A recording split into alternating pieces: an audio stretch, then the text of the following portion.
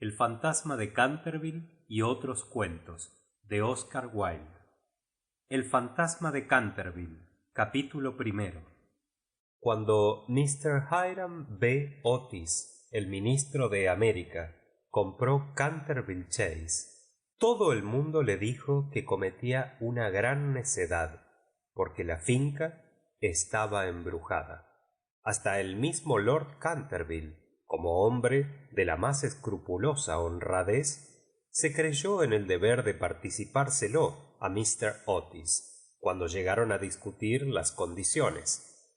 Nosotros mismos, dijo Lord Canterville, nos hemos resistido en absoluto a vivir en ese sitio desde la época en que mi tía abuela, la duquesa de Bolton, tuvo un desmayo del que nunca se repuso por completo, motivado por el espanto que experimentó al sentir que dos manos de esqueleto se posaban sobre sus hombros, estando vistiéndose para cenar.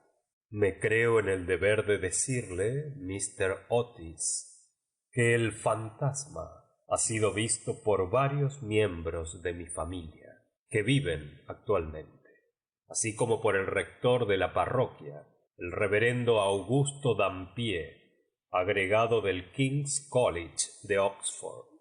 Después del trágico accidente ocurrido a la duquesa, ninguna de las doncellas quiso quedarse en casa, y con frecuencia Lady Canterville no ha podido conciliar el sueño a causa de los ruidos misteriosos que llegan del corredor y de la biblioteca.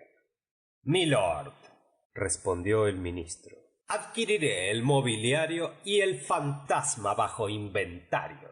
Llego de un país moderno, en el que podemos tener todo cuanto el dinero es capaz de proporcionar, y con nuestros empresarios jóvenes y avispados, que recorren de parte a parte el viejo continente, que se llevan los mejores actores de ustedes y sus mejores primadonas, estoy seguro de que si queda todavía un verdadero fantasma en Europa, podrían ofrecérnoslo enseguida para colocarle en uno de nuestros museos públicos o para pasearle por los caminos como un fenómeno.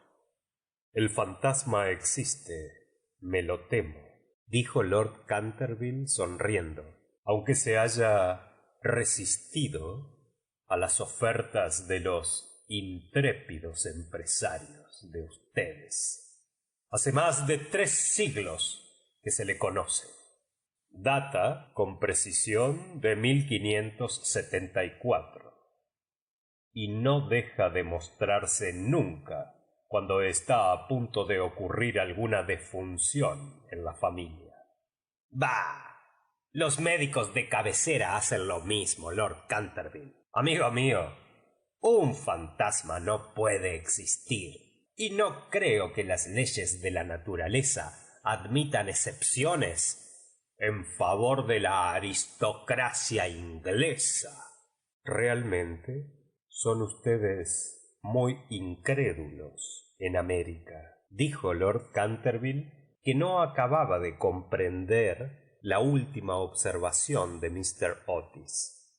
Ahora bien, si le gusta a usted tener un fantasma en casa, mejor que mejor. Acuérdese únicamente de que yo le previne. Algunas semanas después se cerró el trato, y a fines de estación el ministro y su familia emprendieron el viaje hacia Canterville. Mistress Otis, que con el nombre de Miss Lucrecia R. Tappan, de la calle West 52, había sido una ilustre beldad de Nueva York, era todavía una mujer guapísima, de edad regular, con unos ojos hermosos y un perfil soberbio. Muchas damas americanas, cuando abandonan su país natal, adoptan aires de personas atacadas de una enfermedad crónica y se figuran que eso es uno de los sellos de distinción en Europa. Pero Mistress Otis no cayó nunca en ese error. Tenía una naturaleza magnífica y una abundancia extraordinaria de vitalidad. A decir verdad, era completamente inglesa bajo muchos aspectos, y hubiese podido citársela en buena lid para sostener la tesis de que tenemos todo en común con América hoy día, excepto la lengua, como es de suponer. Su hijo mayor, bautizado con el nombre de Washington por sus padres, en un momento de patriotismo que él no cesaba de lamentar, era un muchacho rubio, de bastante buena figura, que se había erigido en candidato a la diplomacia, dirigiendo un cotillón en el casino de Newport durante 3 temporadas seguidas. Y aún en Londres pasaba por ser un bailarín excepcional. Sus únicas debilidades eran las gardenias y la pairia. Aparte de eso, era perfectamente sensato. Miss Virginia Otis era una muchachita de 15 años, esbelta y graciosa como un cervatillo, con un bonito aire de despreocupación en sus grandes ojos azules. Era una amazona maravillosa y sobre su pony derrotó una vez en carreras al viejo Lord Bilton, dando 2 veces la vuelta al parque, ganándole por caballo y medio, precisamente frente a la estatua de Aquiles, lo cual provocó un entusiasmo tan delirante en el joven duque de Cheshire que le propuso acto continuo el matrimonio, y sus tutores tuvieron que expedirle aquella misma noche a Eton bañado en lágrimas. Después de Virginia venían 2 gemelos, conocidos de ordinario con el nombre de Estrellas y Bandas, porque se les encontraba siempre ostentándolas. Eran unos niños encantadores, y con el ministro los únicos verdaderos republicanos de la familia. Como Canterville Chase está a 7 millas de Ascot, la estación más próxima, Mr. Otis telegrafió que fueran a buscarle en coche descubierto, y emprendieron la marcha en medio de la mayor alegría. Era una noche encantadora de julio en que el aire estaba aromado de olor a pinos. De vez en cuando oíase a una paloma arrullándose con su voz más dulce, o entreveíase entre la maraña y el frufrú de los helechos la pechuga de oro bruñido de algún faisán. Ligeras ardillas les espiaban desde lo alto de las hayas a su paso. Unos conejos corrían como exhalaciones a través de los matorrales o sobre los collados herbosos, levantando su rabo blanco. Sin embargo, no bien entraron en la avenida de Canterville Chase, el cielo se cubrió repentinamente de nubes. Un extraño silencio pareció invadir toda la atmósfera. Una gran bandada de cornejas cruzó calladamente por encima de sus cabezas y antes de que llegasen a la casa ya habían caído algunas gotas. En los escalones se hallaba para recibirlos una vieja pulcramente vestida de seda negra, con cofia y delantal blancos. Era Mistress Umney, el ama de gobierno que Mistress Otis, a vivos requerimientos de Lady Canterville, accedió a conservar en su puesto. Hizo una profunda reverencia a la familia cuando echaron pie a tierra, y dijo con un singular acento de los buenos tiempos antiguos: «Les doy la bienvenida a Canterville Chase». La siguieron atravesando un hermoso hall de estilo Tudor hasta la biblioteca, largo salón espacioso que terminaba en un ancho ventanal acristalado. Estaba preparado el té. Luego, una vez que se quitaron los trajes de viaje, sentáronse todos y se pusieron a curiosear en torno suyo, mientras Mistress Umney iba de un lado para otro. De pronto la mirada de Mistress Otis cayó sobre una mancha de un rojo obscuro que había sobre el pavimento precisamente al lado de la chimenea, y sin darse cuenta de sus palabras dijo a Mistress Umney: «Veo que han vertido algo en ese sitio». «Sí, señora», contestó Mistress Umney en voz baja.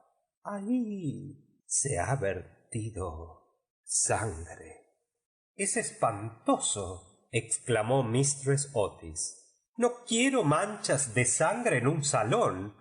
Es preciso quitar eso inmediatamente». La vieja sonrió y con la misma voz baja y misteriosa respondió: «Es sangre de Lady Leonor Canterville, que fue muerta en ese mismo sitio por su propio marido, Sir Simón de Canterville, en 1575. Sir Simón la sobrevivió 9 años, desapareciendo de repente en circunstancias misteriosísimas.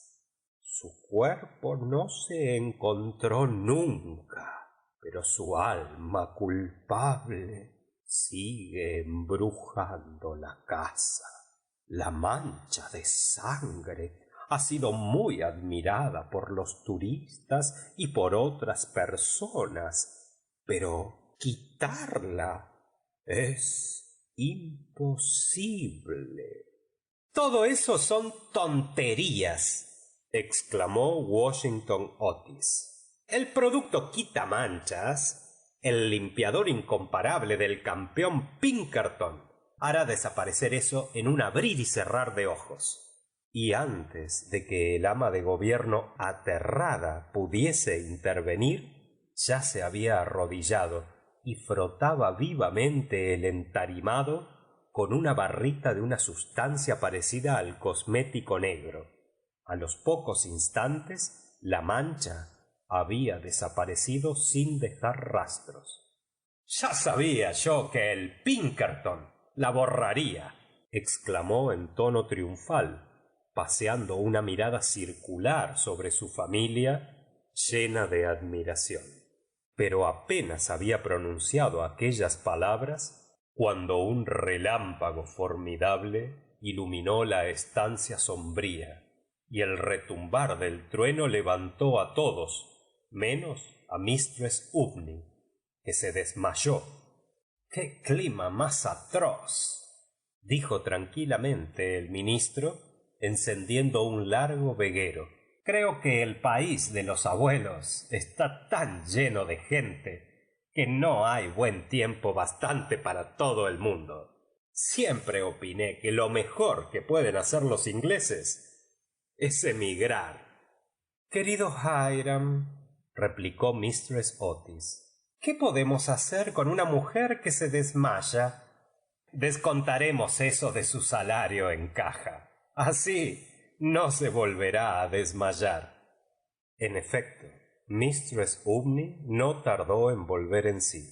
Sin embargo, veíase que estaba conmovida hondamente, y con voz solemne advirtió a Mistress Otis que debía esperarse algún disgusto en la casa.